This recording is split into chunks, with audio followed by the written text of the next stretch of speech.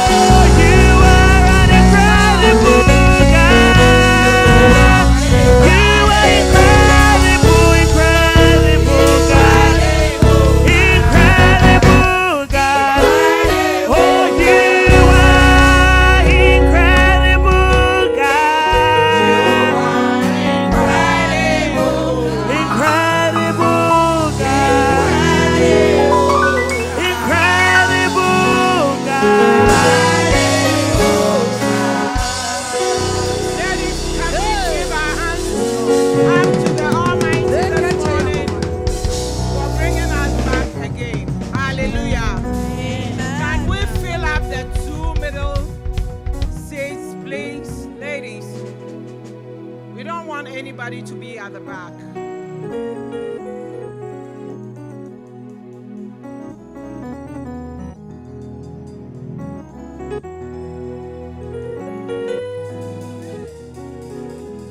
Thank you, ladies, and welcome to the day 2 of our conference. This morning is going to be fabulous. Hallelujah. Amen. We are still preparing this temple for the Almighty. Yes, we are. So we have a guest in our midst. And I'm going to invite my vice president, the best in the whole world. I don't know what I will be doing without her. No, you will be lost. She has been my neck. Yeah. I want to call on our sister Matilda to come and introduce the guest speaker. Thank you, Madam President. Ladies in ministry, Arise and shine. It is a good day to be in the house of God. Are we excited?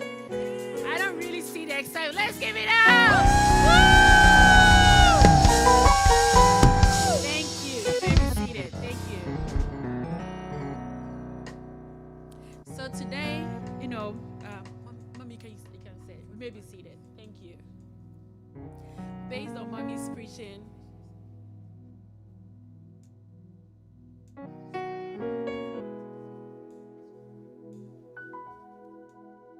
okay, so we just made a little adjustment. We're going to sing our theme song whilst the speaker gets ready, and then we will introduce. Thank you. Hallelujah. Could we please project? And if we could be on our feet, please. Shine, Jesus, shine. Shine, Jesus, shine.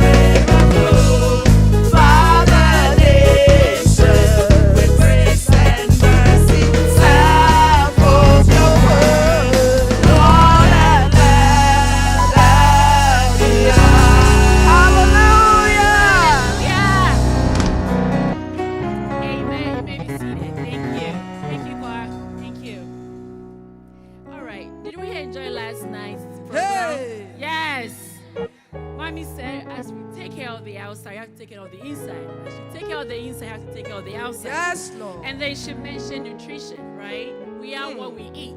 So today, we have a distinguished guest Yes, in Lord. our midst, Dr. Kwame Enin.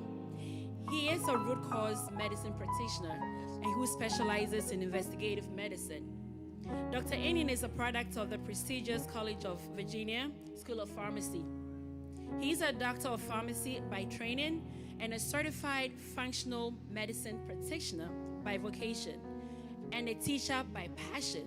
Amen. He's an inspirational speaker, a low-carb diet and lifestyle enthusiast.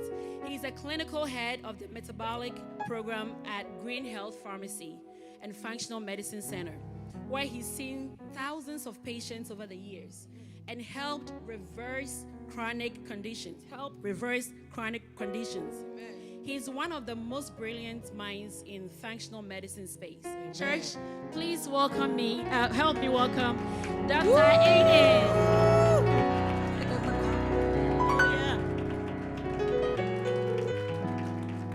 Amen. Thank you. Thank you. Amen. Please be seated. Thank you. Guys, thanks for the warm welcome. It's good to be home. Amen. First off, I want to thank God for this day. I believe today is the day the Lord has made. And as the Bible says, where two or more people are gathered, He is present. And I thank God for His presence this morning. I would like to take this opportunity to thank Pastor Echampon and Prophetess Echampon and the leadership of Gateway International for inviting me and my wife. I personally would like to thank everyone here on behalf of Green Health Pharmacy and Functional Medicine Center. My journey going around the state teaching the health gospel started in the church. And for that reason, anytime I'm invited into a church gathering such as this, not only am I honored, but I see myself privileged. I just want you to know, I don't take this invite for granted, and I'm happy to be here. I also like to thank everyone for being here. I see my sister here. It's been a long time, and all the friends and family I haven't seen in a long time. I think it takes zeal and effort to be here in a morning such as this. So give yourself a round of applause for that. I also like to acknowledge my beautiful wife who is here with me today.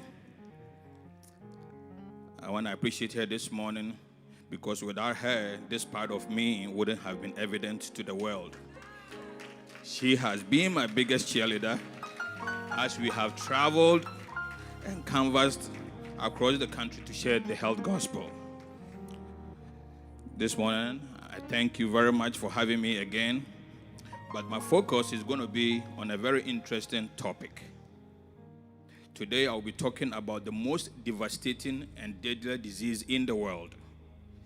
This disease claims far more lives than cancer, and yet people do not even know they have it. This morning, I'll be talking about the mechanism of action, meaning how it comes about, and how it's poorly misunderstood, and of course, how to prevent and protect it. Well, this disease causes a lot of metabolic issues. It causes chronic inflammation. It increases blood sugar. It increases blood pressure. It decreases the good cholesterol. It also increases inflammatory cholesterol like LDL. It increases triglyceride, which is the fat in your blood. It also causes fatty liver, meaning that your liver gets clogged with fat. It also puts belly fat on you and weight on your body. It also decreases your immune function. It also shuts down something we call autophagy, which is the body's ability to clean itself. Because this is directly related to these mechanisms, it further causes other diseases. It causes dementia, it causes stroke, it causes a whole lot of cardiovascular diseases, it causes kidney failure, it can even cause blindness, it causes amputations, it can even lead to cancer and interfere with the body's ability to defend itself against cancer. What are some of the symptoms of this disease? When you do have this, you will see chronic frequent urination at night, frequent hunger, needing to nap after lunch, meaning that once you eat in the afternoon, right after you eat, you want to go to sleep. You are really not satisfied after eating. I have a family member, right after eating, he wants to eat bread. That is a good sign of that. Craving carbohydrates. You're always fatigued. Belly fat is one of them. High cholesterol, high triglycerides, low HDL, which is the good cholesterol, and of course, high LDL, which is the inflammatory cholesterol. Your metabolism is also slowed as a result of this disease. High blood pressure is one of the symptoms you see with that. Loss of muscle mass, acne, low T for the men, pre-diabetes, brain fog, and poor focus are some of the things you will see with this disease. Now, this disease is estimated to be involved in over 90% of all degenerative diseases. And what are degenerative diseases? It's a cluster of diseases that worsens over time due to the deterioration of the function and the structure of the body part. Example of such will be Alzheimer's and Parkinson's, just to name a few. And this mysterious disease is insulin resistance. I'm not sure if you are surprised by this, but before you relegate this to the background, I urge you to stay the course with me as I navigate through how this comes about. So what is insulin resistance? Insulin resistance is really the body's defense mechanism against excess sugar, meaning that when you have high blood sugar for a consistent long time, the body defends itself against you having too much sugar in the blood, and that is called insulin resistance. And what is insulin? Insulin is just a hormone that brings blood sugar down. So I'm going to walk you through the mechanism of how this goes about. When we eat, the food goes into our body, goes into the mouth, you break it down, it goes into the stomach, then it goes into your bloodstream. Then the body is supposed to use the sugar in the blood for energy. The rest is stored in the liver as glycogen, and the rest stored in the muscles. The muscle can take so much, so that the rest is converted from the carbohydrates to the fat. And that is why by eating too much carbohydrates, you get fatter. Now, there are three macronutrients. We have protein, we have carbohydrate, and we have fat. Carbohydrate will spike your blood sugar. Protein minimally, depending on how much you are eating. And fat next to nil, okay? Now, I want you to just follow with me through this scenario that I'm going to share. The average adult has about 5 liters of blood in them. That is equivalent to about 1.5 gallons of blood.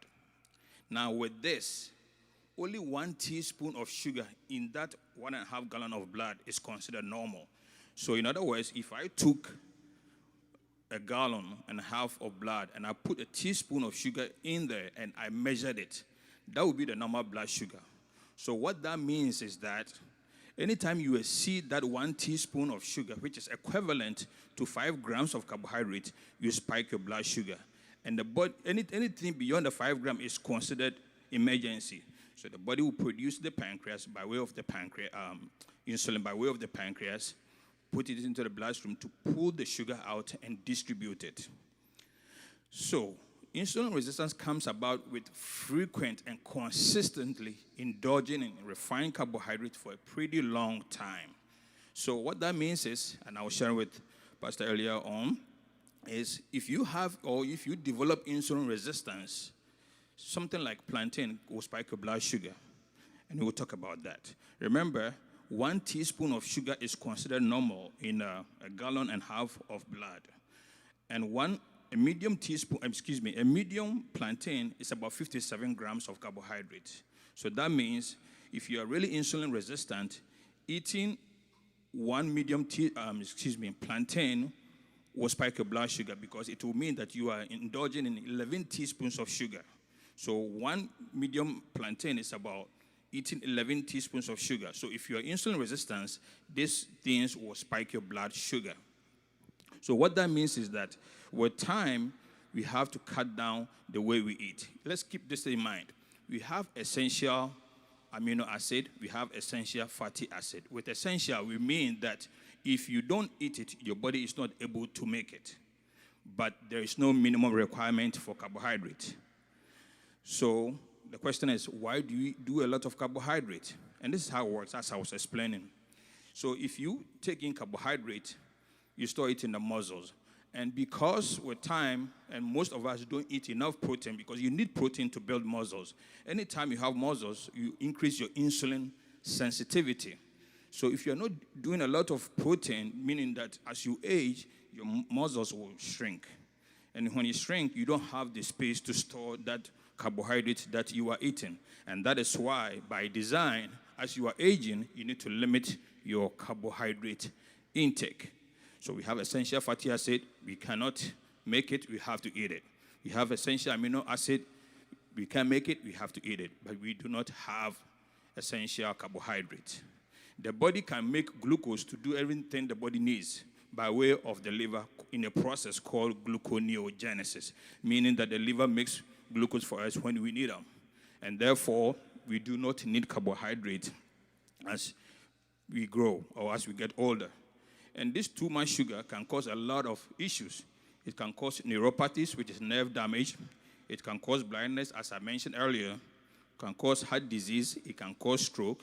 It can cause diabetes, memory loss, like Alzheimer's. And that is why currently Alzheimer's is termed type 3 diabetes. So if you have a family member, loved one who has Alzheimer's, the underlying issue will be insulin resistance, if not diabetes. So wrapping up, glucose is not the preferred fuel for the body. Ketones is. So anytime you have a baby, like a newborn baby, when they are doing their breast milk, what they are getting is quality fat from the breast milk. So the kids are in ketosis until we start giving them the formulas and all those things, and they get super excited because sugar excites the brain. It makes the brain insulin resistant as well. And that is why if you have an Alzheimer's patient, you put them in a fasting, you give them ketones, exogenous ketones, by the way. It could be MCT oil, it could be MCT powder. They start improving because what is happening is the ketones is bypassing the pathway to get into the brain to feed it. So if you see a lot of Alzheimer's patients, especially among our white colleagues, once they start doing that, they start seeing marked improvement in their health. So the question is, can you really test for insulin resistance? Yes, there is a test for it. And the test is very expensive. It's called HOMA-IR. Typically, most doctors don't check it. I've had people come to our practice, send them to their primary care doctors to have it tested, and they've come back. I remember one Indian doctor saying he doesn't even know what it is. But there's a test for that. But like I said, it's expensive. But if you're able to test your fasting insulin and fasting glucose, there's a formula you can plug in to figure out your level of insulin resistance. And I urge everybody to start testing their blood fasting insulin. I believe that most people have never had their fasting insulin tested. I'm not talking about fasting glucose, fasting insulin. I've seen diabetics, many diabetics over the years, and most of them, 90% plus of them, have never had their fasting insulin tested.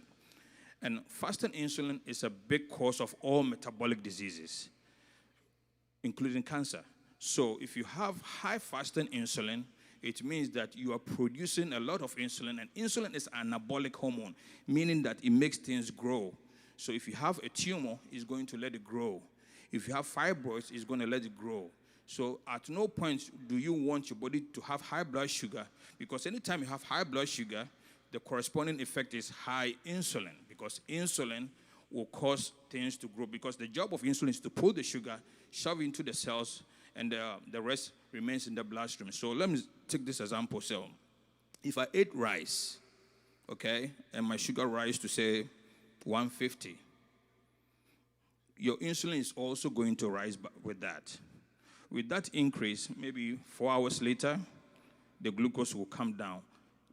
Insulin minimally comes down. It comes down just a bit. So if you go and eat another plantain, the sugar goes up, and so does the insulin. It takes a very long time to bring insulin levels down. So high insulin levels is the problem that we are facing right now. People with cancer, people with stroke. And insulin resistance doesn't really mean you have diabetes. Some people will have insulin resistance without ever having diabetes. And that is the problem. When I first started talking about this, going around the country talking about this, anytime I mentioned insulin, people were thinking diabetics. No, I'm not talking about that. I'm talking about the endogenous insulin your body makes. And that is why it's very paramount that if you're looking to optimize your health, you need to know what your fasting insulin is. The catch-22 is this. With conventional medicine, which I'm proud to be part of, but I'm a man now who has two hats. I'm a functional medicine practitioner, and I'm also a pharmacist. So in school, the normal fasting insulin is considered 19 or less. So if you are 15, you are considered optimal. But sadly, with conventional medicine, we always compare the lab values to the average population. And keep in mind, the average population is sick. So we are comparing ourselves or our numbers to a sick population, and that's why the numbers are off. In functional medicine, to have a very good fasting insulin, you're supposed to be 5 or less.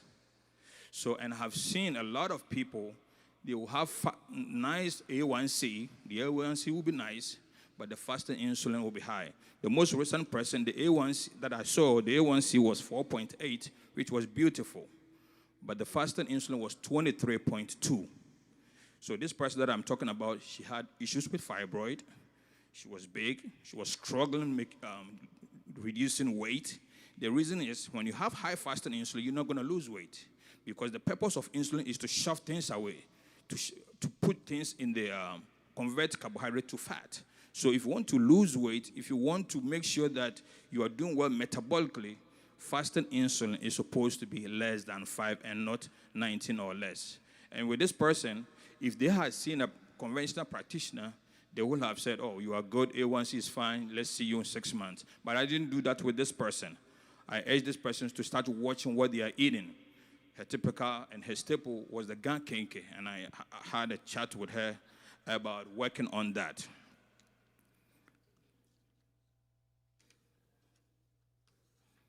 So what causes this insulin resistance? Chronically eating carbohydrates for a very long time, refined carbs that is, and frequent eating. As I was saying, anytime you eat, you spike blood glucose, and the corresponding increase is the insulin. So there are so many people who are wanting to lose weight, but they are not really eating heavy meals. For example, they will grab a cup of orange juice and drink. 2 hours later, they will eat meat pie. An hour later, they will do something else. When you are doing that, what you are doing is you are spiking insulin. And keep in mind, at no point will you lose weight if your fasting insulin is high or your insulin is high for that matter.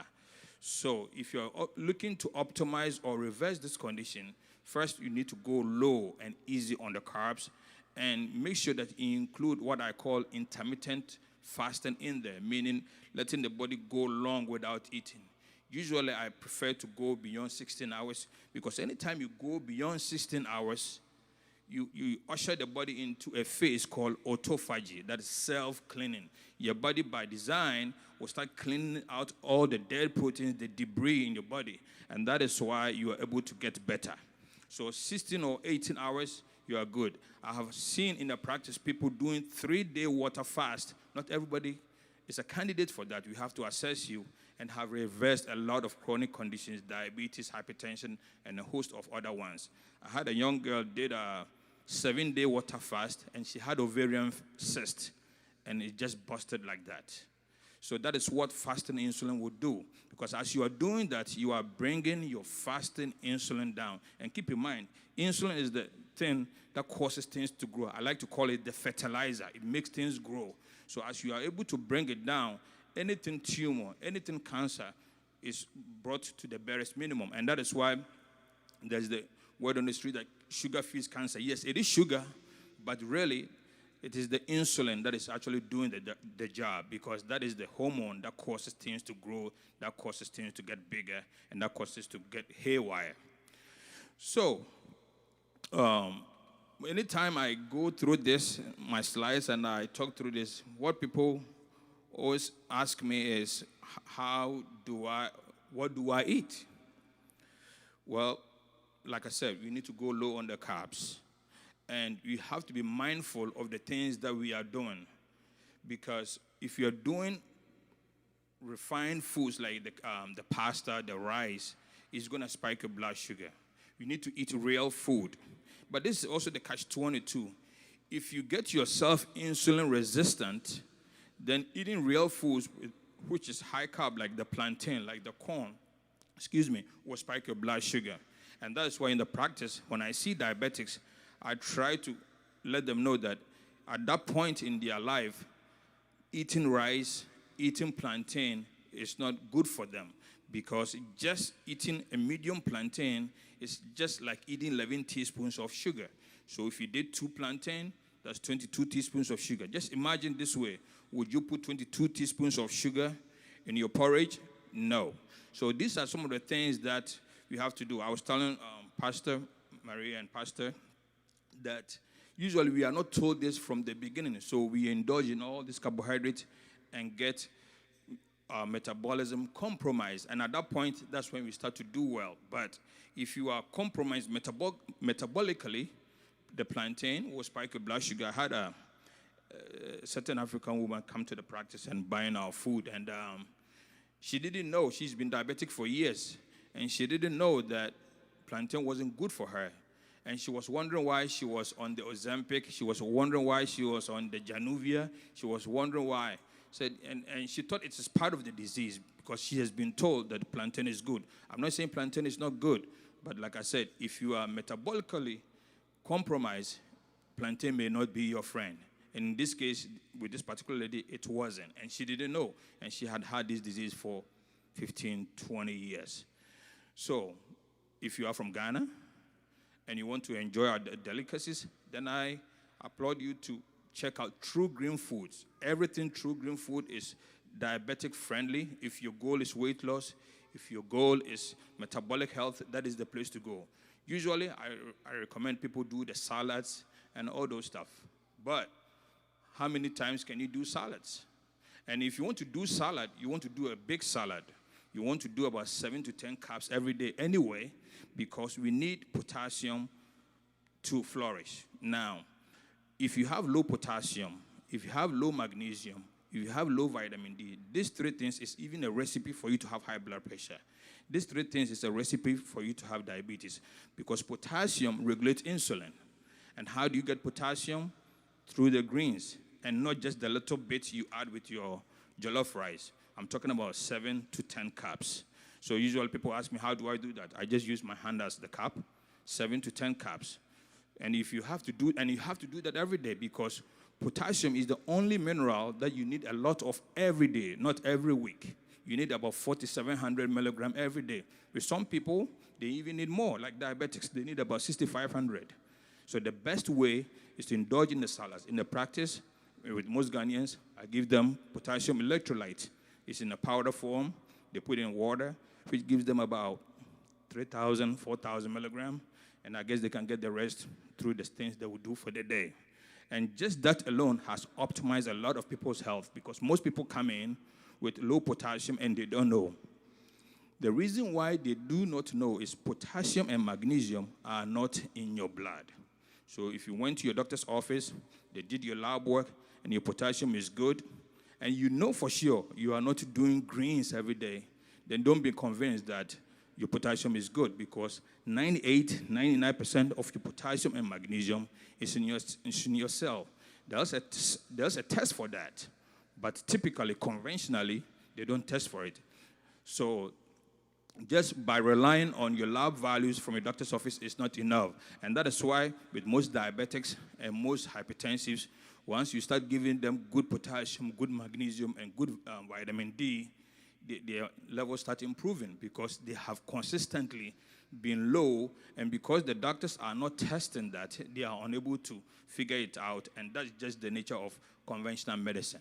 So I urge everybody, as a take-home, that if you have never checked your intracellular potassium or RBC potassium or RBC magnesium, it's about time that you tell your primary care doctor to look at that for you. Not just that, fasted insulin. Fasted insulin is a big, big, big one. That is the underlying cause of all metabolic disease, just as I said, including cancer. So if you are here and you have fasting insulin more than 5, depending on where you are looking at the literature, some will say 7, less than 7, less than. I like to go with 5, the lowest I can get. And if you are less than 5, then you are likely to optimize your health metabolically. But you are in the 15s, you are in the 9s, that means you are at the risk of stroke, heart attack, Alzheimer's, cancer, and all those things. So moving forward, the next time you visit your primary care doctor, think about fasting insulin, think about RBC potassium, think about RBC magnesium. Always make sure that you are taking vitamin D. You want your levels to be between 60 and 80.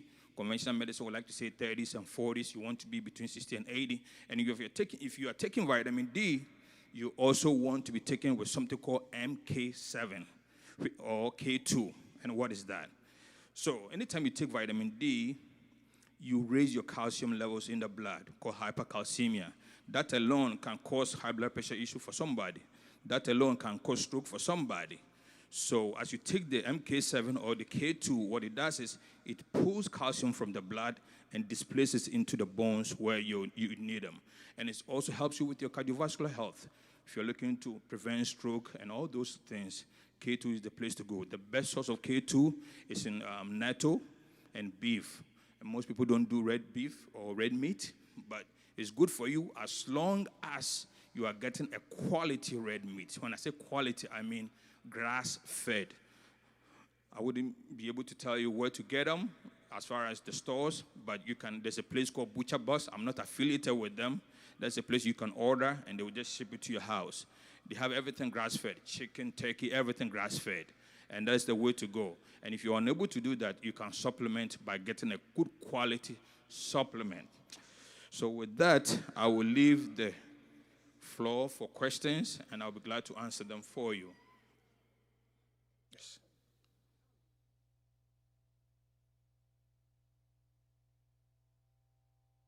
Thank you. Both. The ripe one actually has more glycemic index. That one will, as a matter of fact, raise your blood sugar a lot more. But it's both. And that's why I was saying that I'm not saying plantain is not good. It just depends on where you are metabolically. So if your mom is diabetic, I wouldn't be advising her to do plantain because just one plantain will spike the blood sugar. So typically, this is what I tell people.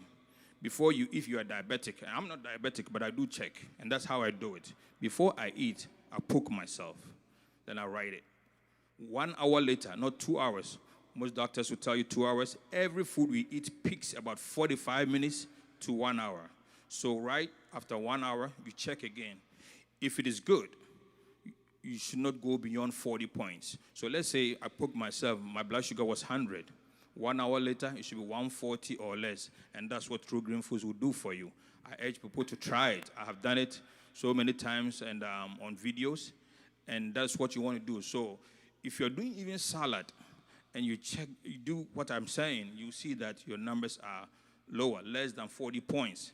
Now, sometimes the dressing may be the problem. So there are quality dressing that you can also get. So you need to check, like avocado-based and olive-based oils out there that you can use, not just the Ghana salad, not the Ghana dressing. Those will spike your blood sugar.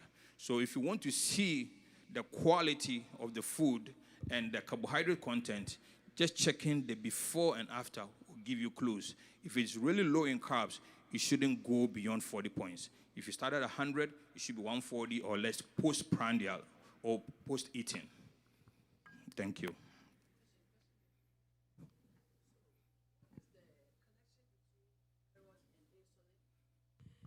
And also, if you have your thyroid glands taken out and you are taking Synthroid or any supplement for it, what are your risks? Okay, thank you. So, thyroid is a hormone. And anytime you have insulin resistance, you can affect the thyroid hormone. Okay? So, insulin will affect your estrogen levels for the females. And estrogen has receptors in a lot of different parts in the body. The liver, the thyroid.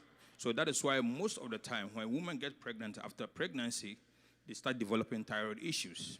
because there's a thyroid receptor, estrogen receptor on the thyroid. So when you have too much insulin, which increases too much insulin, it blocks the thyroid gland, and therefore it can affect your thyroid. Now, for whatever reason, if it's taken out, that means you don't have the supply of thyroid. In the practice, we have a product called Thyrotrophin PMG that I have used successfully with a lot of patients. And thyroid, by you having thyroid issue, you can have glaucoma. So I had a lady who has the thyroid taken out, was diagnosed with glaucoma. She couldn't see. So we gave her the Thyrotrophin PMG. So what really that means with the PMG is any time you see a product with PMG attached, what it means is that the product is actually made out of thyroid. So if you see liver PMG, it means that the product is made out of liver, beef liver, that is. So when we gave this to this particular lady in question, what happened was she was taking 100 micrograms of Synthroid, then she started palpitating. So it means that the body was releasing thyroid hormone, even though she didn't have the thyroid. So the doctor had to decrease from 100 microgram to 25 microgram, and her glaucoma got reversed. And in my practice, doing this for the last 18 years, that's the first person I've seen that she's no longer taking anything for the eye for glaucoma. So that is the relationship. High insulin levels will affect your thyroid levels. And not just thyroid levels, all hormones. Yes. Yeah. Oh, thank you. Of late, I've been reading about dieting according to your blood work, and I wanted to ask: do you think it's effective to eat according to your blood type? Sorry. Thank you. That is just a myth. There's no scientific basis on that. So I'm working with a fine lady from Ghana. She's been diabetic for years, and she brought me a book about blood types and that, and I told her that because according to her blood type, she couldn't do almond. Yes, according to her blood type, she couldn't do almond. I put her on almond, and she's fine. She's diabetic, and the most recently, I do a radio show every Tuesday, and just last Tuesday, I commended her because for about 2-3 years now, she's never been on metformin, and A1C is always in the 5s, lower 5s, 5.2, 5.3. So there's no scientific basis with respect to blood type and what you eat or what you don't eat.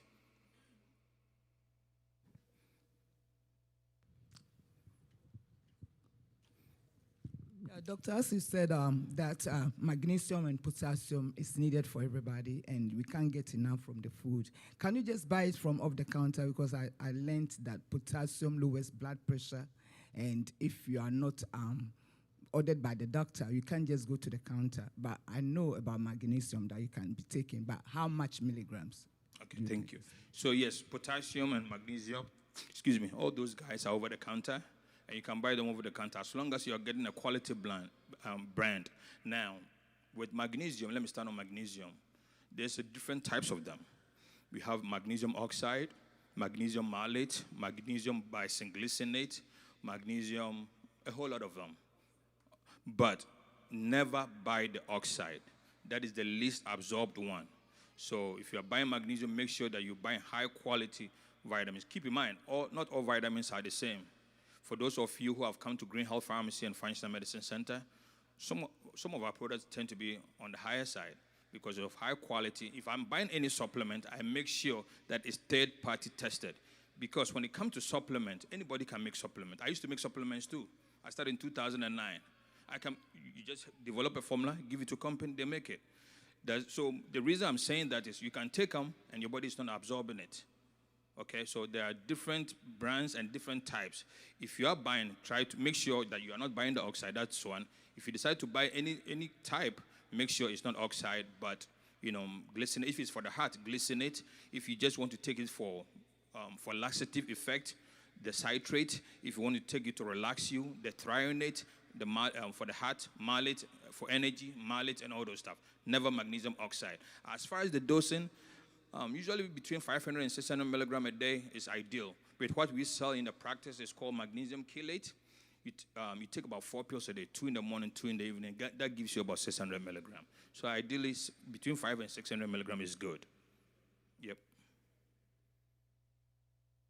Yes. So I want to know if just only eating plantain and kenke is the only source of causing your insulin to be abnormal? Is Not there at any all. other- Okay. Not Is at there all. any other I use lifestyle- those as examples because I know you love it. Oh.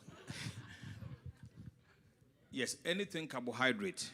Anything carbohydrate. When we talk about carbohydrate, we talk about rice, we talk about quinoa. I've had people tell me, oh, I do quinoa. It's good, but it all depends on where you are because quinoa has good amount of carbohydrates. Even oatmeal has good amount of carbohydrates. I don't recommend oatmeal to my patient simply because, one, it spikes your blood sugar. Two, it has a chemical in there called avenin, which behaves like gluten. So I'm not a big fan of that. Sparingly, yes.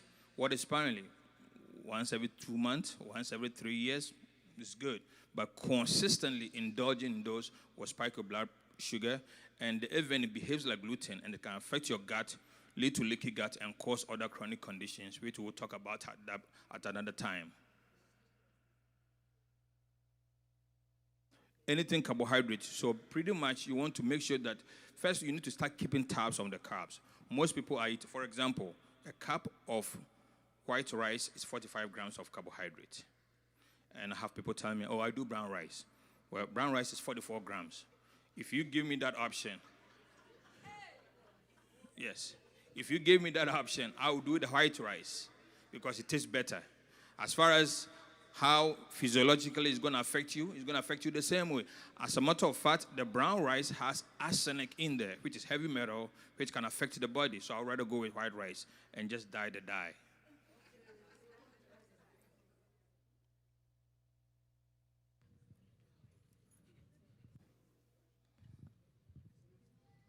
As you said, doctor, I don't have diabetes, but as you said, I always like poke my finger because I think it's a disease that when I think about it, I don't want it to come near my door. So I always poke my finger. But I never used to eat eggs at all. But I listened to these doctors, most of them on YouTube, and when they said that when you eat an egg, especially a day, it will bring down your insulin and your blood sugar. And after you've eaten and it spikes, as you said, like 1 hour, 2 hours, or 3 hours, then can you eat after the spikes and it starts coming down?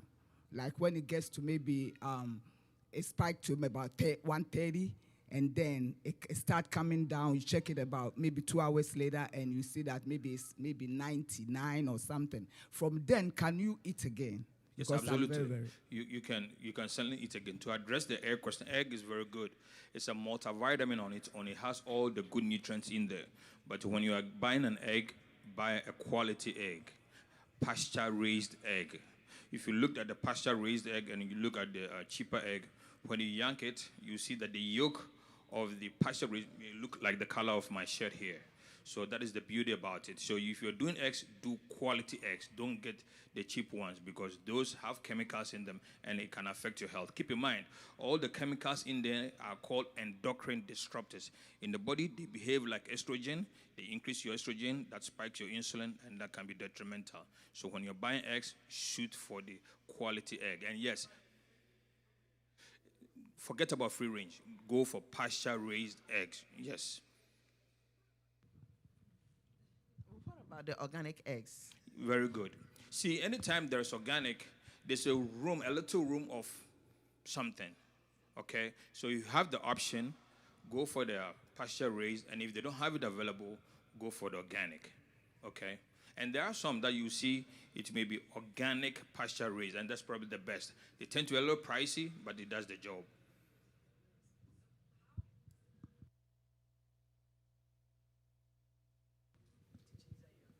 Then you need to talk to my wife. She's an expert at it. Yeah, because sometimes when we are feeding our children, they tend to say, oh, everything you cook has all the greens in it. But you actually stress on all the greens, the salad. So how do we get all of them? Because Did you say grease? No, the greens, Okay. greens.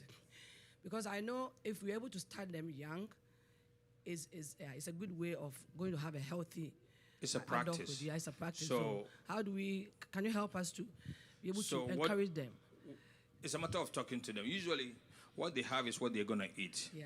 And, of course, we have rice in our house, but we hardly have banku in the house. All the for children, they do the True Green Food Banku. I like the Dusi. Sometimes making them, I'll mix it with coconut oil or butter. And the reason why is once you do that, it even further brings the sugar down and it satiates you.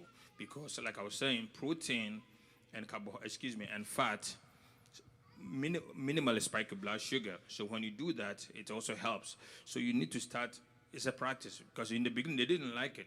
There are some people who still buy True Green Foods and struggle, but as they start seeing the results with their health, then they start paying attention. I'm a big fan of it. I love it. But you need to start. If you don't start, you wouldn't know. You need to start. Instead of, if they ask for banku, do the okra soup. And, of course, instead of using the corn flour, which most corn, by the way, is GMO, genetically modified, has all the chemicals. I'm not a big fan of it. So start small, start steadily, work on it, and they'll get it. Because my 13-year-old or my 12-year-old, she loves it. She knows when she's eating the wrong food. Thank you.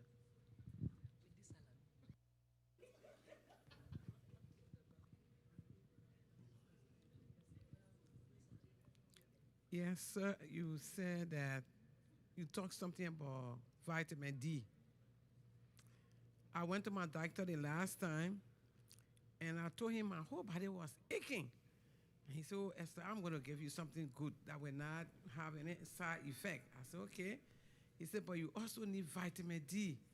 I said, "Well, I can be in the sun sometimes." He said, "But you need it." So he gave me this drug. I'm feeling forgetting the name of the drug. He said, with vitamin D. So I went and got the vitamin D and the medication prescribed. I took the medication and it reacted so badly on me. My daughter called me, she said, "Go back to that doctor." My whole body was full of knots, and my hands, like blood in my hands. So I went right back to him. He said, "So discontinue now." I said, "Okay." So from that time, I stopped taking the vitamin D. Now you talk about vitamin D, I know it's good, but then what do I do next? Okay. So did you say the vitamin D was what was causing the side effect? I assume that maybe because I took it together, because he said the medication. Do you recall the name of the other medication? I didn't recall it because I felt like it But I also heard you said it was something with vitamin D. Was it together? No, they were not together. I bought them separately. Yeah, but okay. then when I was taking it, I'm a fed up pills anyway. But what I did, I just put all together, I swallowed it. So that's how I was taking it. Okay. So Okay. So with vitamin D, it's a fat-soluble vitamin. What that means is that you need fat for you to work well. For example, if I took vitamin D with plain water, it would probably sit in my stomach for a very long time. But if I took the vitamin D with egg or a fatty food, the body takes it faster and better. That's one. Two, you need a functional gallbladder for you to utilize vitamin D. There's something called bile, okay? Bile emulsifies fat. It's made in the liver and stored in the gallbladder. So people who don't have gallbladder, they have problems disintegrating or emulsifying things like vitamin D. If you have issue with constipation, if you have hemorrhoids, it's a sign that you have liver problem. And if you don't have active functional liver, if you don't have functional bladder, you can have side effects of vitamin D because your body is not just breaking it. So there's so many things that goes into it. That's why you need an expert like myself to walk you through the path. And like I said, not all supplements are created equal. There's quality supplement. You just have to pay extra more, but your body will thank you later. Okay. Please, one more thing. You talk about and the plantain. I just ate some plantain last night. I know. So I ate like I'm not supposed to go back to it. I need something to strengthen me. I like to work. So when you talk about those things now, it make me a little bit discouraged. But even the gari, I used to go to Edom and go and buy my gari. So what do I do for strength? Okay. So the glucose will give you the energy, but you need to have an active lifestyle. Okay. If you are eating the gari, the plantain, you need to have an active lifestyle. You need to have a regimen, like walking 30 minutes, 1 hour every day. Okay. Some people, they use their job as, so I'm good. But you really need to have a regimen Not until then, everything you are doing with time will give you problems. As I was saying, as you are aging and you are not doing a lot of protein and you are not doing weight training or lifting weight, you are not building muscle, so your muscles shrink. And keep in mind that carbohydrate gets stored in the muscle. So once it shrink, what do we with that? So that is why, if you realize there are so many people, especially mostly a lot of people that we know back home, when they were, say, 30, they were 150 pounds. They are 70 now, they are still 150 pounds, but they are sicker because they have lost all the muscle mass and replaced it with fat, and fat is what's causing all these diseases. So I have a lot of them. They look the same when you see them. Some of them have aged because their sugar is high, but because they have lost muscle mass, and now there's no place for the carbohydrates. So by design, anyway, as you are aging, you need to decrease your carbohydrate. As you are aging, because by you aging, you will lose muscle mass. And most African women I know are not doing weight training. They are not lifting weight. You can buy the curls and do all those stuff. Those things help you. It helps improve insulin sensitivity. Muscles does. So if you have less muscle, you increase your chance of insulin resistance. So if you want energy, that means you need to have an active lifestyle. Because anytime you eat the gari or the plantain and you walk 1 hour and you come and you check the blood sugar, you realize that it will have gone down dramatically. That is the purpose of that. Because exercise, walking, I like walking. Long walks is the best because vigorous exercise can even spike your blood sugar because it stresses the body and your stress hormone by way of the adrenal glands goes up, which is called cortisol. Cortisol turns into sugar. So there's so many things that you have to know. I've had diabetics, like when they walk briskly and they check their blood sugar, they are going, before they go, their blood sugar is 100. They come, it's 200, and they're wondering, I haven't ate. It's because they were working strenuously and caused adrenal glands, which is a stress hormone, to release cortisol. Cortisol turns to sugar. And that is why some people, they get diabetes not because of their diet, but because of stress, because the adrenal glands keep producing cortisol, and cortisol turns into sugar. So if you're going to be doing that, you need to have an active lifestyle, because if you're not really working on that, then it will cause you problems, especially when you are aging. Okay, thank you, sir. Okay.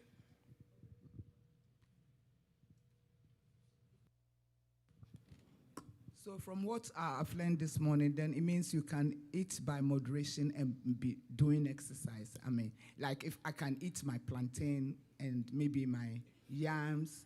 No, it's the question, my yams, and then, but I have to be mindful that with moderation, I can walk. Maybe after eating for 30 minutes, after 30 minutes of eating or something, I can walk, and then I'll burn the fat or something. Yes, so that is a good practice, and that's what we have been told by our doctors anyway, but it still hasn't worked.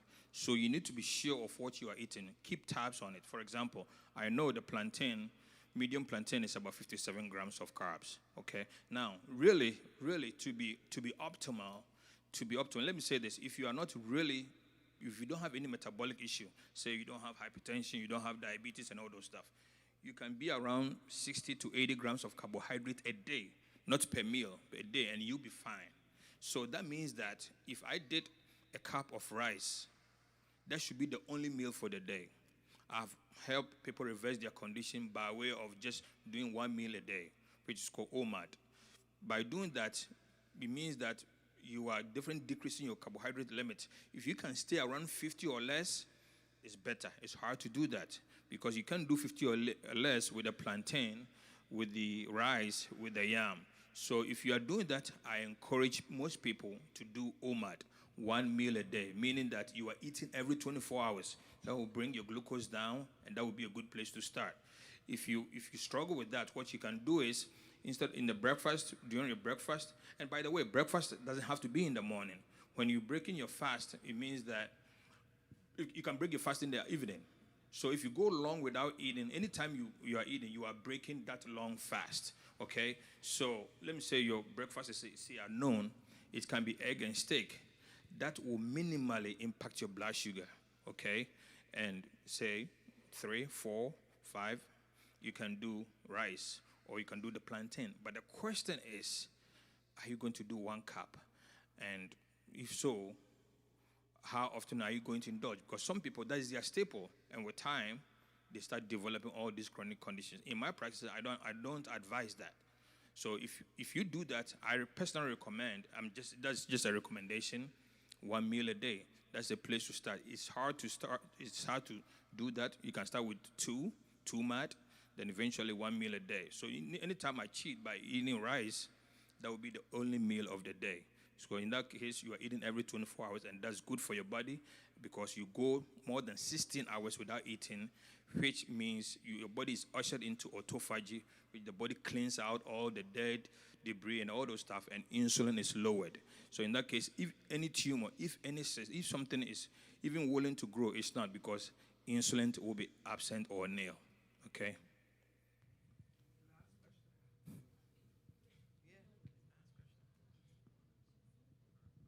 Yes. Number one, you talk about eggs. I do not eat eggs because I just thought it would make you fat. So I start, but now I've gotten to know that the eggs are good, but the quality ones. So I will start to eat eggs. Number two thing here, my children fight with me all the time because I like juices. They don't want me to take any kind of juice. So I said, but I can dilute it. So I take some, I put some water behind it. Say, man, that's not working. Don't be taking that. So what do I do? Okay, so juice is sugar, so it's going to spike your blood sugar. Not too long ago, I was at a store and I saw grapefruit juice. So on it, it says no sugar added. Yeah, 100%. 100% no sugar added. Yeah, that's the one I bought. Yes. And if you turn the back or if you flip the other side, the carbohydrate for 8 ounces was 34 grams. Oh, boy. So that's a lot of sugar. But in the front, so for the lay person, they'll grab it and give it to a diabetic father or their diabetic mother, and that can cause problems. So sugar, as far as juices, is not the best route to go. If you are young, vibrant, optimal, no insulin resistance, getting the actual fruit with the fiber and all those things is best. But just doing the juices, you are just spiking your blood sugar. One thing I would recommend, you can start making your own stuff, like use herbal tea, and we have a type of sugar. We have the Nacha and Rio. Those are natural sugar. You put it tastes and feels like sugar without the spike and without the spike of insulin, because some of the artificial sweetness, like the sweet and low, like the equal, the Splenda, what it does is it tricks your body. That's the mechanism of action. It tricks the body to think that sugar is on its way. So as a result, you spike your insulin. And that is why those things are able to cause cancer. So like the Diet Pepsi, the Diet Cokes, you see a lot of people, of course, you're not going to spike your blood sugar right there, but it spikes your insulin. And that is why those people, those diabetics doing the Splenda and all those stuff, with time, the diabetes increasingly gets worse. And that's because they are spiking insulin. And remember, the topic today has been about insulin. Yeah. That is the genesis of everything that we're talking about. If you can curtail insulin to the barest minimum, you're on the right path as far as your health. Okay, thank you, sir. Yep.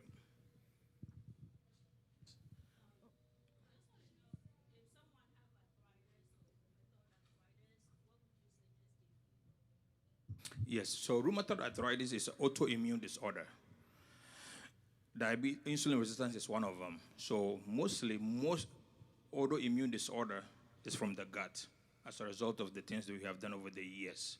So the difference between osteo and rheumatoid, same symptoms, but the mechanism is different. Rheumatoid is as a result of your body attacking the joint. So there's something we call anti-inflammatory diet, meaning that everything you do is of high quality and sugar to the barest minimum. So when I have rheumatoid arthritis in our practice, we treat them like diabetics, because anytime your insulin is high, you have high levels of pain. And you can just check. If you are fasting, your pain threshold comes really down. So, and I've had this in a practice for a lot of older folks from Ghana. Once we start changing and cleaning up their diet, their pain threshold really comes down. Then as far as fixing arthritis, rheumatoid arthritis for that matter, the approach is a lot different because usually it emanates from the gut by way of leaky gut. You have to fix the gut. It's a process. But as far as nutrition goes, take it easy on the sugar. Anything sugar, anything carbohydrate, because those will increase insulin. Insulin worsens pain. So if you, and like I said, if you are fasting, you see that the pain threshold has really, really gone down. You are not feeling as tired. You don't have that much pain. And even those people that are frequenting the bathroom, sometimes they think it's UTI. It's just too much sugar. So once they stop eating all the carbs, they don't wake up 3 or 4 times at night. All this are because of sugar and insulin. So anti-inflammatory diet is the key. Yes. Okay. Thank you, doctor. I have a question with banana. I have a problem with constipation so I eat a lot of banana. So is it okay to eat banana? Because I know they say banana increases your blood sugar. Yes. So no, it's not okay to eat banana. Okay. I used to love banana, and I'm against banana now, and for the right reasons. And secondly, brown sugar. They say white sugar is not good, so we switch to brown sugar. So banana will spike your blood sugar. Some people rely on banana to get their potassium source, okay? But just one banana will give you about 3,000 milligrams of potassium. How much potassium did I say you need a day? Absolutely. So if you're going to use banana, that means you need to do about 13, 14 bananas, okay? So if you really want to, if you have constipation, then you have to check why you have that. It could be a liver issue. It could be a gallbladder issue. But the best approach is do the greens. You can blend them, the celery, the cucumbers. I have a lot of people who come to the practice, and we do that with them because those are fiber. Even though I'm a pharmacist and I have all those Metamucil, I'm not a big fan of that. You want to get natural fiber, just blend them every morning, and you don't need to do banana. And if you want to sweeten them, you can add those natural sweetness, and that will let you go. And I see that all the time. Take away banana because it will spike your blood sugar, and that alone can be a problem, okay? And you say brown sugar versus white sugar, they are all sugar. They will spike your blood sugar, so stay away. Good morning, If you Dr. can. Enin. Yes. I've been an absentee patient for some time. Brethren, let me take this opportunity to tell you guys that these things work. Yes, about 2 years ago, I was limping. I couldn't walk. I had pain all over. The pain has drastically come down, and these days you see me moving around and dancing around. I went to Dr. Enin. I didn't even know him. It was Mommy who introduced me to go see him. And with the help of his wife, now I can move.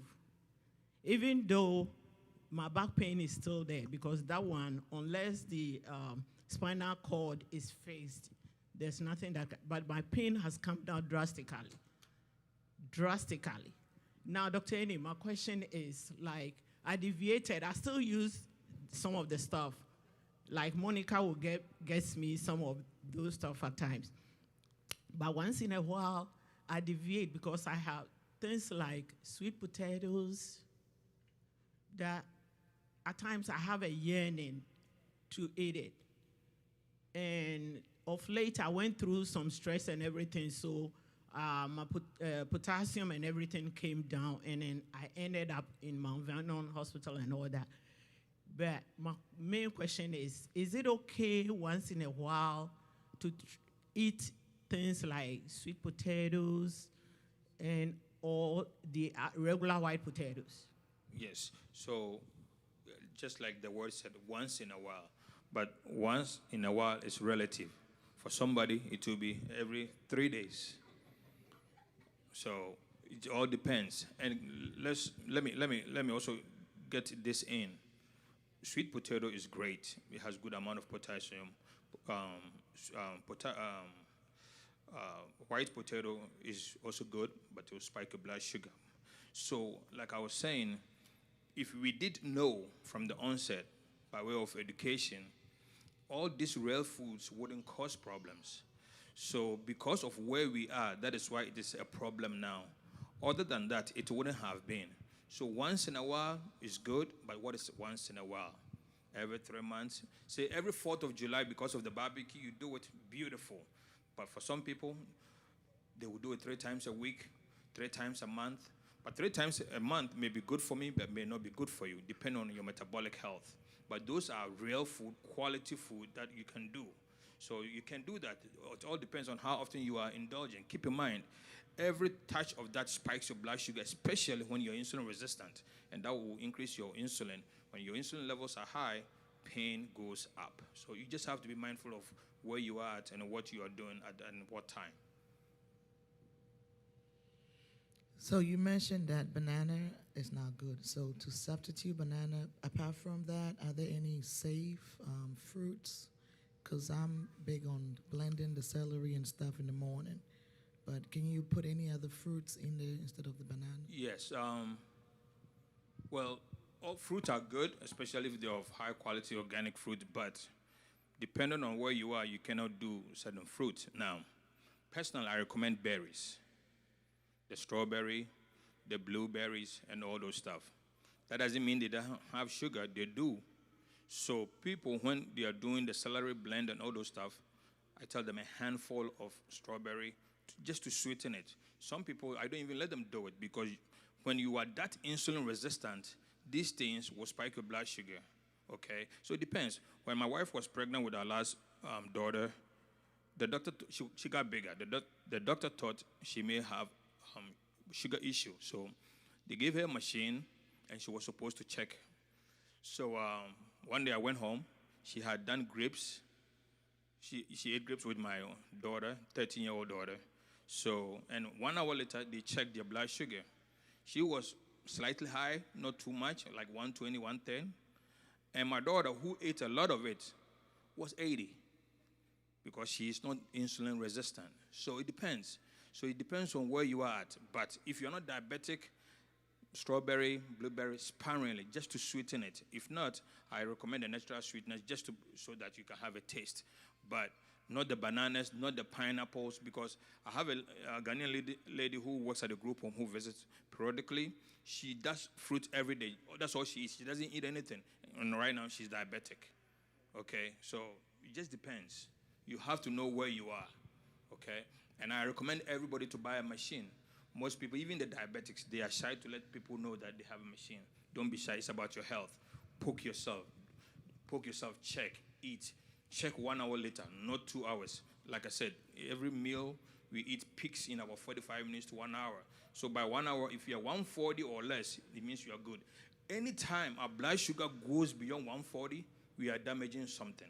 We are damaging our eye, we are damaging our arteries, we are damaging our heart, and a whole lot. So at no point do you want your blood sugar to go beyond 140. And that is why just 1 teaspoon of sugar in a 5-liter blood is considered normal. So that means that anytime you do anything more than 1 teaspoon, the body thinks there is a medical emergency and insulin has to come in to clean the blood of the excess sugar. Oh, I have a question. So most people are asking, what can they substitute for the bankuns and the fufus? Because it's what we eat. We're not asking about it's what we eat. So we need some substitute for that. That is why we have gladly brought you True Green Foods, because we have stuff for bankun, we have stuff for fufu, we have stuff for all the Ghanaian delicacies, diabetic friendly, weight loss friendly, and you can enjoy everything without the spike of blood sugar. Now, just let me touch on it before you ask. Most people ask about the oils. The oils, yes, it depends on what you are using. Coconut oil can be good. Avocado oil, there's a question mark with that, but I'll come another time to explain that. Ghee, tallow, you can use all those. Because let's keep this in mind.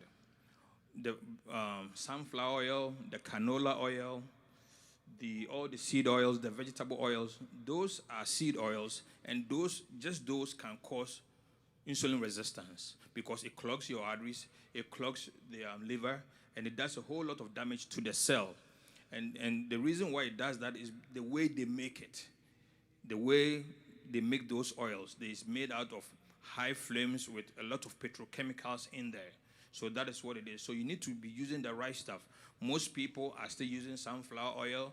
Most people are still using the canolas.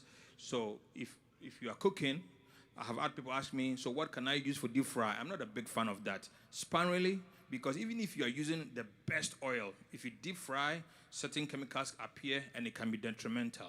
So once in a while, it's good with the oil. So if you have true green foods, which the purpose of that was for most of the African people that we have in the practice, because usually it gets to a point that they get fed up of the salads and all those stuff, and that is to replace that. And people have enjoyed it and seen a market improvement with that. But the oils, because if you are eating, say, true green food, fufu or banku, and you're using the wrong oils, that alone can be a recipe for disaster, because it can affect your arteries, it can cause other metabolic issues that would have otherwise been caused by sugar, and they will do the same thing.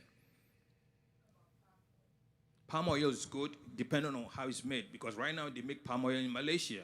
If you check the website where they are making it, because it's commercialized, they are putting a lot of petrochemicals by way of hexane, and that is causing it to not be ideal.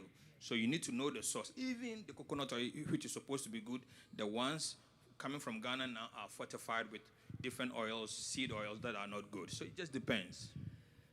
Doctor, how about with all this special food you are talking about, if you don't really want to lose weight, because for me, I don't want to lose weight. Yes. Because what weight do I have to lose weight? Yes, I'm so glad that I gained a little weight and it looks good on me, so I like it. Yes.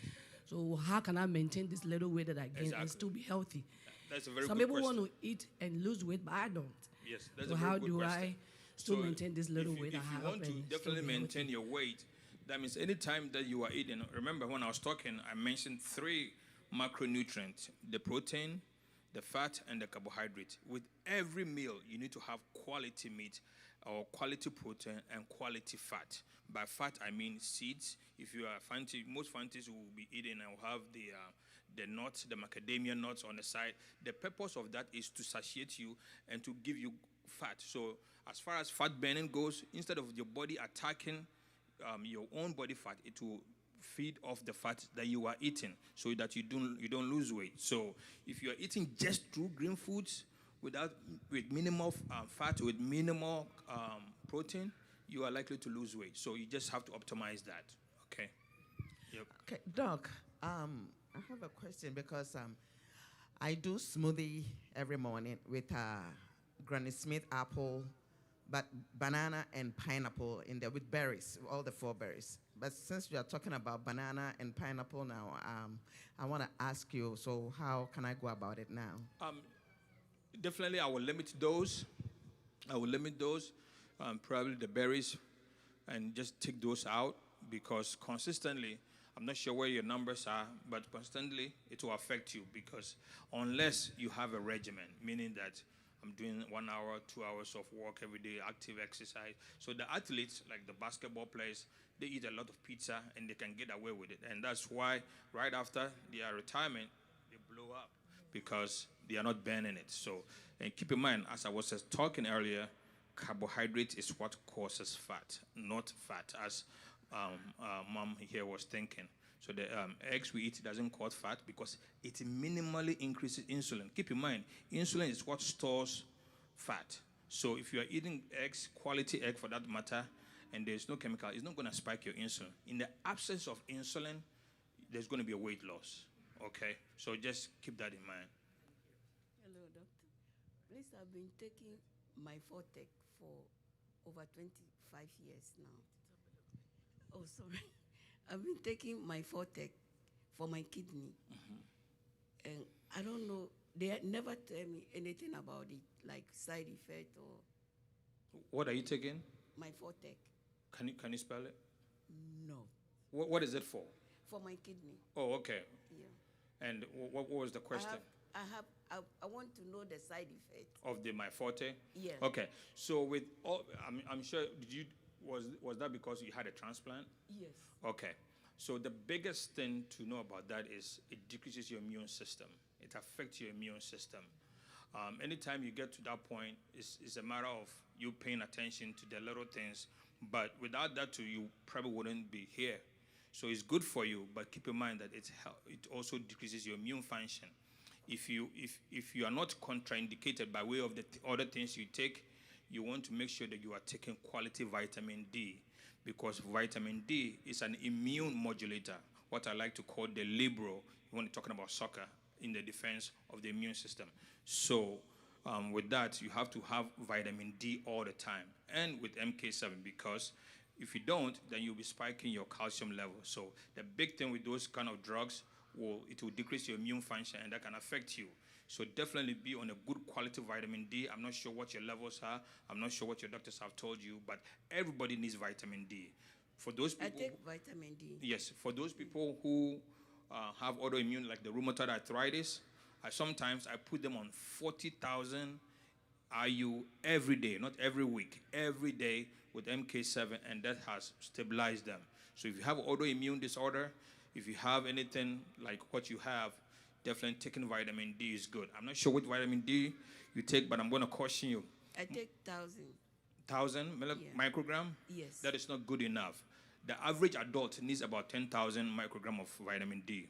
The doctors will write 50,000 IU vitamin D2, which is really not the best. Sadly, the prescription drug vitamin D is not the best. The best one is the over-the-counter one, because the one they write for has to convert to the one over-the-counter.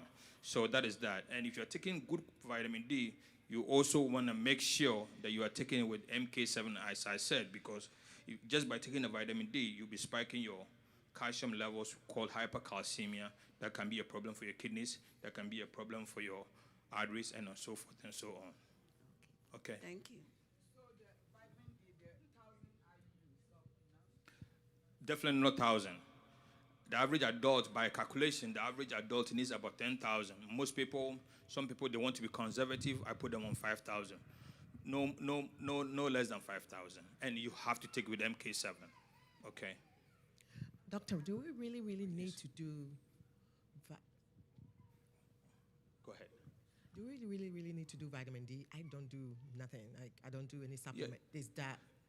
Do you need okay, it? so you can get vitamin D from the sun. Now, black skin like myself and yours, the melanin in there is so thick that sometimes you can stay in the sun for hundreds of years and you wouldn't get a touch of vitamin D. During COVID, they did a research somewhere with some people from Sudan. They were somewhere in France, and the COVID killed them because they were always out and about, but their vitamin D levels were low. Because vitamin D is a big thing for the immune system. So everybody needs vitamin D, but you have to be tested. Just about 90% of the population is deficient in vitamin D, especially black people. Okay, so vitamin D is something that you have to do. Either you can get from the food sources like the salmon, the sardines, and all those stuff, or good quality supplements. Or some people, cod liver oil. Some people like cod liver oil because it has the vitamin D and A and the omega-3. So that's another way to get it. Yes, it is different because the cod liver oil, besides the fish oil, has vitamin A and D. Okay. Hello. Yes. So mine is with the banku. If you are not using the corn flour, is it okay to substitute semolina flour for banku? Is it okay? No, and you can just check yourself. Just Google salmonella flour and check the amount of carbs in there. Keep in mind, 1 teaspoon of sugar is equivalent to 5 grams of carbs. So by doing that, once you find out, divide that by 5, that will give you the amount you are really putting in your body. Consistently doing that will spike your blood sugar. I'm not a big fan of that.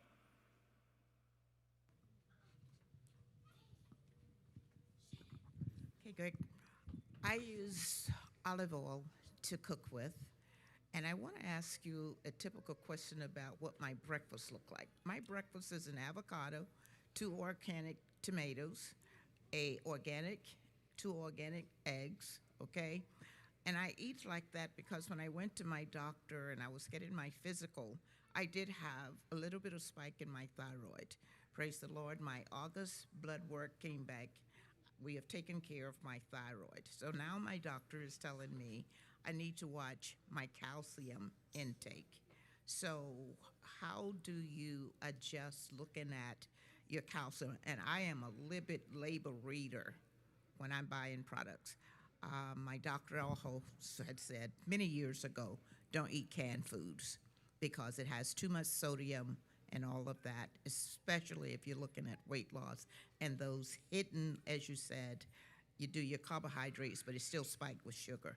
So I'm now monitoring how I look at labels, even on frozen food, to monitor my sugar. I am not pre-diabetic, don't have diabetes or anything.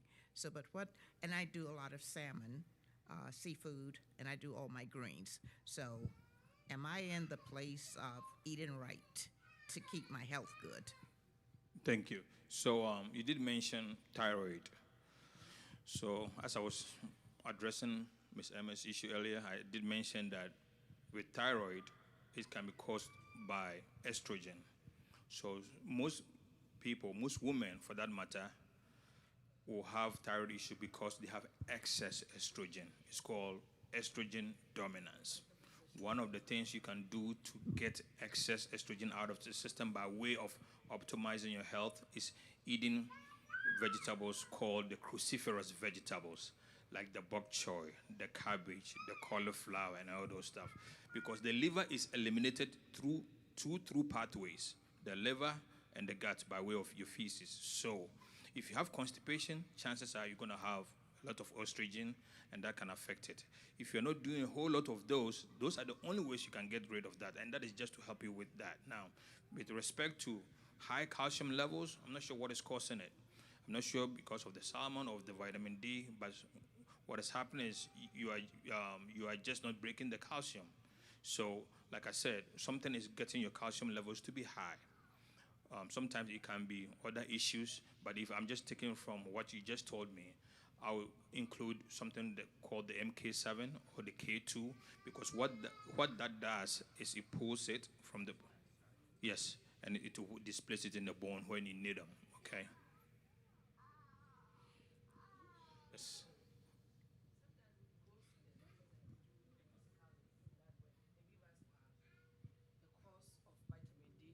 Take for about 6 weeks.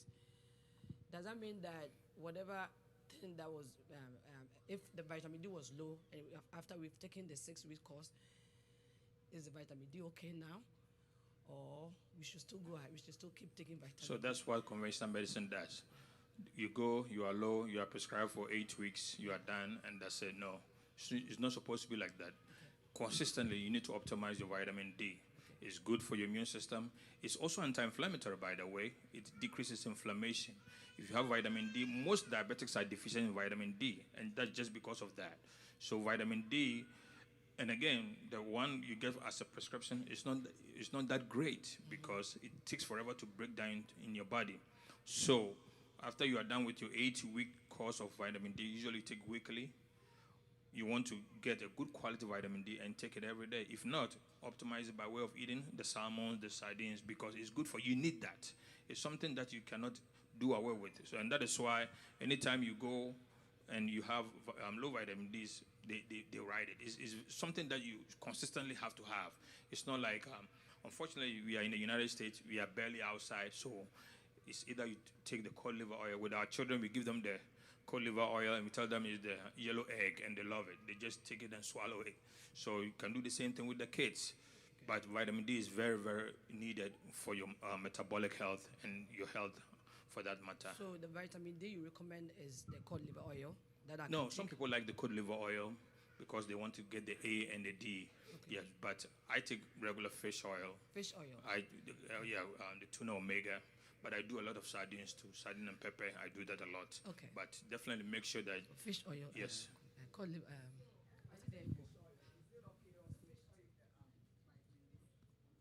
Yes. And then with the K2, how many milligrams do I need? Okay, so ideally, this is the typical dosing. Like I was saying, the average adult needs about 10,000 IU of vitamin D every day. So you take that with 100 microgram of the K2 in a ratio of 1:1. So when I have people with rheumatoid arthritis, if they are doing 20,000 IU of vitamin D, I give them 200 milligram of MK. So in that pecking order. So 300, 300, 400, 400. So 1:1. You do 10,000 of that. And most of the time you can't get the 10,000 on the market. Usually we see 5,000. In our practice, we have the 5,000 and we have a 40,000. But yes, but when you buy the 5,000, you just take 2 and just take the MK7. But the MK7, it just depends. I'm not sure where you be getting them, but ideally it's supposed to be in a ratio of 1:1. So if you 10,000 of the vitamin D and 100 microgram of the MK. Yes, you can double up. 100 microgram. Absolutely. Hi, Doc. I have a question. Yes. What type of food can you avoid? Should you avoid if you're suffering from gout? From what? Gout. Gout? No, gout, like the pain you have. Gout. Gout. Okay, okay. So anytime you have gout, it means you have kidney issue. Okay, and your body is not able to displace uric acid. So the meat and all red wine, cheese, all those have a lot of uric acid. So the red flag for you, or for anybody who, for that matter, who has gout, and most of the time the doctors don't mention that, it means your kidney is not doing what it's supposed to do. Because if it is, you are supposed to, by way of detoxification, eliminate the uric acid from your body. So anytime you have gout, you need to start paying attention to your metabolic health. One of the things most conventional medicine doctors will not talk about or do not know about is that just having high uric levels is a red flag for cardiovascular events, not just the gout. So right now, I'm even testing people as the annual physicals. We do uric acid tests just because you may have high uric acid levels, but your kidney may be functional, and that is a recipe for you to develop cardiovascular events like the stroke, the heart attack, and all those stuff. So high uric acid is very something that everybody, just like the fasting insulin, and I forgot to mention that, but your high uric acid is a recipe for cardiovascular events, so you don't want that. So if you have gout, it means that your kidney function is not as great, and you need to start working on it. One of the ways to help the kidney, and you can check it, the research is there, is once you start going easy on the sugar, on the carbohydrates, you can optimize your kidney function. So you need to avoid the proteins, the meat, the wine, the beer, and all those stuff, because it has a lot of those things in there, and those things will cause, because right now I can drink beer and be okay, but you cannot, or whoever has the gout cannot, because they are not able to excrete the uric acid. So definitely you want to stay away from those foods, or actually to the barest minimum. Yeah. And is it okay to stop eating like seafood? I know somebody who is suffering from that. Yes, absolutely. They all have high uric acid levels. He doesn't eat meat, he doesn't drink wine, but the only thing he only eats is fish. Yes. And he's been minimal. Yeah. So. Yes. Okay. I actually have a question. Yes. So if a couple of people want to know, what does it mean when your white blood cell count is low, and how do you increase it? Okay. So anything to do with the blood, like this white blood cell, is a sign that there may be infection in the blood. So one of the things that I have seen over the years is conventional, when you go to the doctor and your white blood cell is low and you are not complaining of any infection, say you don't have upper respiratory infection, you don't have any cold or anything, they just let you go. What it really means is that you have chronic infection. Usually, when I have the labs in front of me, by way of my training, I'm able to deduce whether there's an infection and if it is viral, bacteria, or mold. I had a gentleman come in, and he had low white blood cells for years, and the doctors couldn't figure it out. So, and there was other things too. Platelet was also down. So based on my experience, I realized that he may have chronic viral infection. So I asked him, do you have any issue? He said, no, he doesn't. But he was trying to conceive. He's a 55-year-old gentleman, and he's having a hard time having a baby with a wife. So then he told me that when he had the low white blood cell and the low platelet, they identified that he had hepatitis B, which is a viral infection. So anytime your numbers are off and you feel great, it's a clue that your body is fighting something. There is a problem there, and you have to identify an expert who can help you get to the root of it. See, unfortunately, with conventional medicine, when we give you antibiotics, because of resistance, you maximum 14 days. No more than 14 days because you build resistance. But there are holistic treatment that you can do for years that can bring infections down. Because there's certain infections like mold. Mold can even cause cardiovascular issues, and most people do not know that. I've had people come into the practice, we run tests on them, they have chest pain, they go do EKG, they can't find anything. We do a mold test and they have a lot of mold. We detox the mold out, all of a sudden, he's a healthy person. So it depends. So these are all clues to tell you that there's infection in the body, and you need to find what is really driving that infection. Second question, how do you gain healthy wealth and maintain it? Healthy wealth? Or weight. Weight. Yeah. So what is healthy weight? By your height, there is the ideal body weight. But usually when you go by those numbers, sometimes you have to look like the poster boy or the magazine girl. So definitely you want to know what the ideal weight is and work around it. So if you are, say, a male, 5'8", no more than 160 pounds. Because if you are more than 160 pounds, you are considered obese. But sometimes these people have a lot of muscles, so they are going to be more than 160 pounds. So you have to, like in the practice, we have a machine. When you stand on it, it's going to tell you your body percent fat. For male and female, they have the percentages.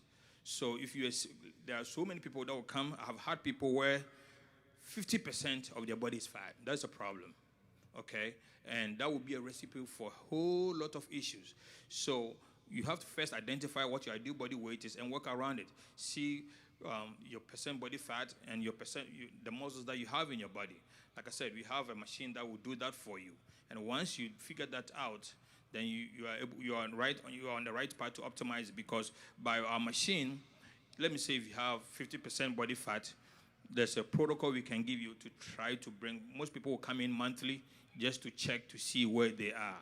So first, you need to identify your ideal body weight, and by way of what you have, work around it by way of changing certain things. Because some people, they have good weight, but they don't have enough muscles. And those people, with time, they will develop chronic diseases because their muscles will shrink more, and the carbohydrates, if they are doing carbohydrates and all those high sugar stuff, it will displace in there and cause a whole lot of issues. So first, identify your ideal body weight and the percent body fat and work around it is the best way to go. Yes.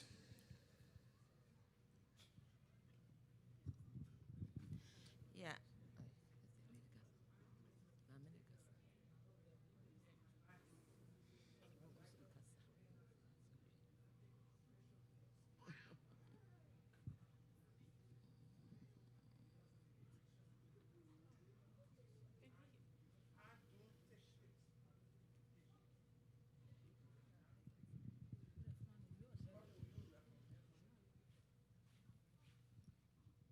Okay, so we have multiple types of arthritis, but I'll focus on the most common, which is the two, the rheumatoid arthritis and the osteo. Which one do you have? Do you know? Okay. The symptoms are the same, but the approach is different. Okay? Like I said, vitamin D helps with arthritis because it's anti-inflammatory. Okay? So I need to have something in front of me to figure out what is going on with that. But I'm not a big fan of taking all the analgesics, which is the painkillers and all those stuff. So the first thing to start making sure that you are not in pain is definitely to bring your sugar levels down by way of what you eat. Then there's a good amount of supplement out there that can help you. I'm pretty confident you may have bought the wrong one, or there was a combination that didn't work for you, or your body just reacted to something that you didn't like. I just have to have that in front of me. But the first place to start, just to decrease the pain threshold, is the diet. We're making sure your sugar, you decrease the gari and you decrease the plantain. Okay? Yeah, I want to know if it's good to take baby aspirin every day, because this is what I heard, that everybody has to take baby aspirin, 81 milligram. So I want to know if it's good to take it every day. Yes, baby aspirin is good. It just depends. Some people, just taking aspirin for a long time too can cause a side effect. It can cause stomach ulceration. And some people, even though it's supposed to help you with your cardiovascular health, it can do the opposite as well, because it can exacerbate an already blood pressure issue. So you just have to be mindful. Those who are doing holistic treatment, there's something called nattokinase. I like that. It's natural. It doesn't cause the side effects of aspirin. But just taking aspirin is good. But I always like to let people do for a minimal amount of time, because with time, it can cause something we call leaky gut, which can also lead to other problems like the rheumatoid arthritis, lupus, and all those stuff. And I think it's about time for me to wrap up, and I would like to call my wife to talk briefly about the True Green Foods. Can I ask you one quick Yes. question?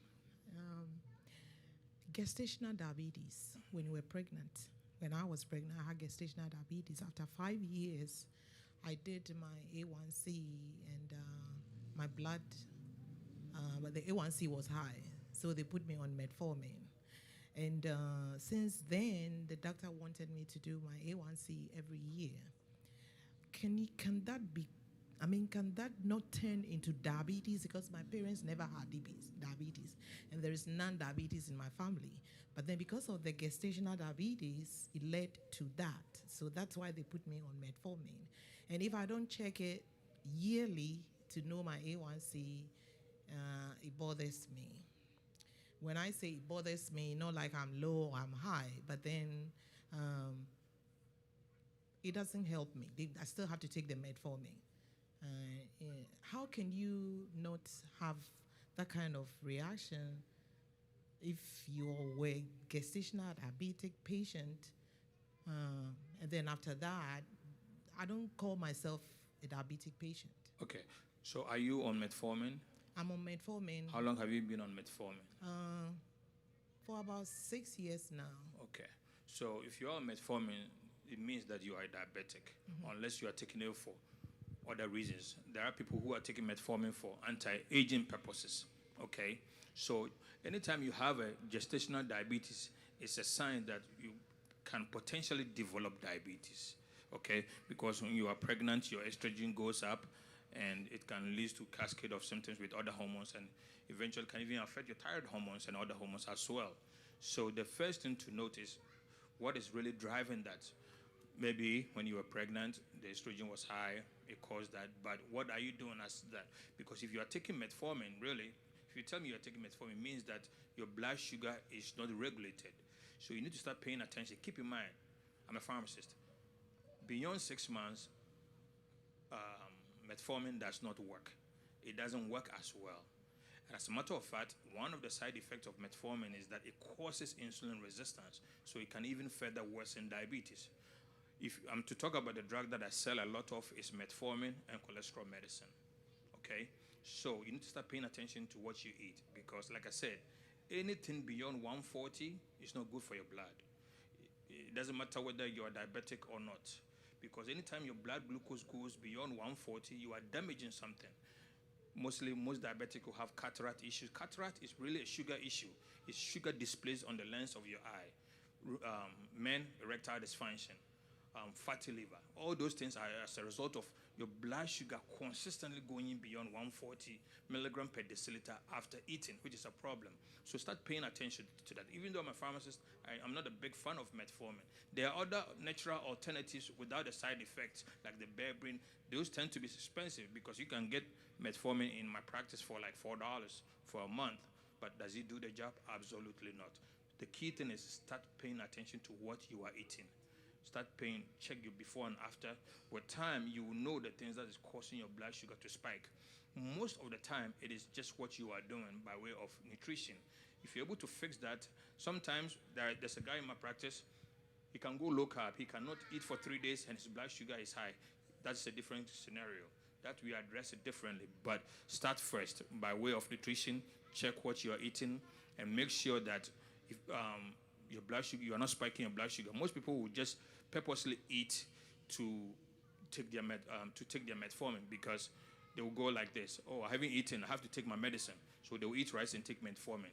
It's pretty much spiking your blood sugar and taking the metformin to bring it down, and that is not good for you.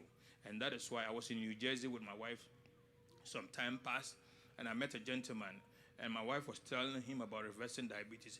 He was so mad and furious, and he said he's been diabetic for so many years. He doesn't believe in that, and he takes his medicine, and he's fine. I said, what do you take? The man was taking 3 medications, and at the time that I was speaking to him, it was a Saturday. The Monday, he was going to have another eye surgery. I said, yes, that's because of that. You are eating everything you want, it's going to damage you. So if you can prevent it, why not? So don't rely on metformin to fix the issue. Start paying attention to what you're eating, because those things can be detrimental. Anything beyond 140 after you have eaten is a problem. You don't want to consistently be doing that. So start checking your nutrition, and if I were you, if you're able to do that, you can conveniently get off metformin. To that, my blood sugar level never goes to even 120. But when I do my A1C, it goes high. So that is why they put me on the metformin. That What's your A1C? My A1C now is 5.7. Okay. So that is pre-diabetes, okay? So really, everybody's fasting insulin, ideally, is supposed to be between 75 and 85, okay? Tops 90 in the morning, okay? So, and there's something that happens with most people. They wouldn't eat, but the next morning, they will have high levels of sugar. It's called the dawn phenomenon. There's a way to fix that. It takes time. It's not something done overnight. I've had people come to the practice, and they said, oh, in the morning, my blood sugar is high, so they have given me insulin. So they take the insulin at night. Guess what? They shoot the insulin, and in the morning, it's still high. It's still going to be high, because it's a principle that the body has to follow, and you have to work it. It's a step process. Conventional medicine doesn't address this. Your doctor is not going to address it. You have to do that by way of taking care of what you put in your body.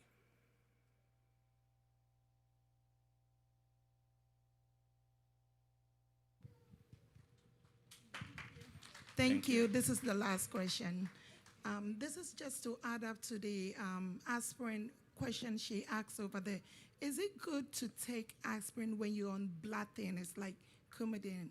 Absolutely not. Most doctors will not let you do that unless there's a situation.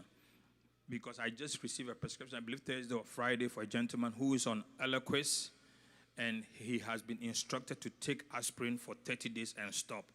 So in certain circumstances, this person is extremely diabetic. He has kidney failure. So it depends on the circumstances. But in the general scheme of things, you do not want to combine the two. Okay? Thank you very much. Thank you for having me. God bless you. Thank you. Thank you so much, Dr. Anin.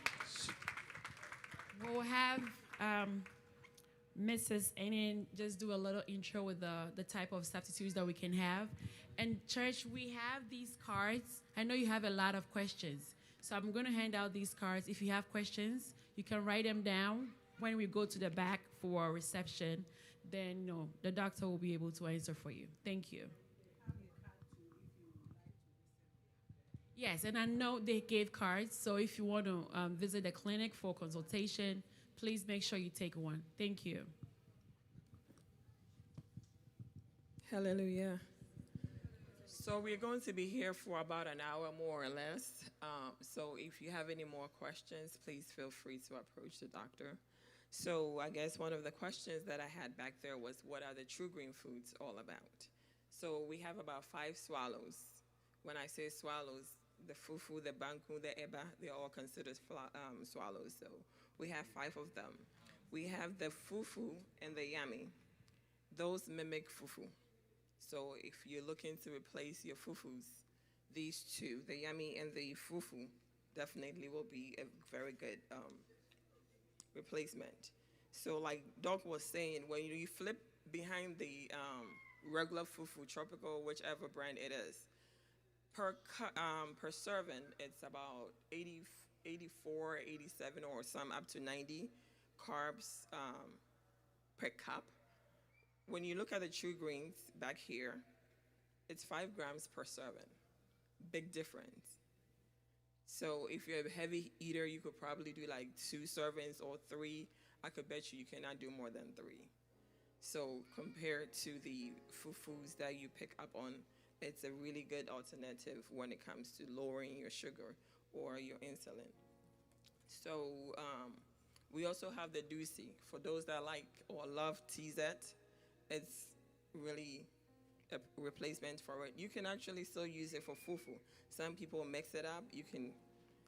I always recommend that you try each and every one of them and see which one you prefer.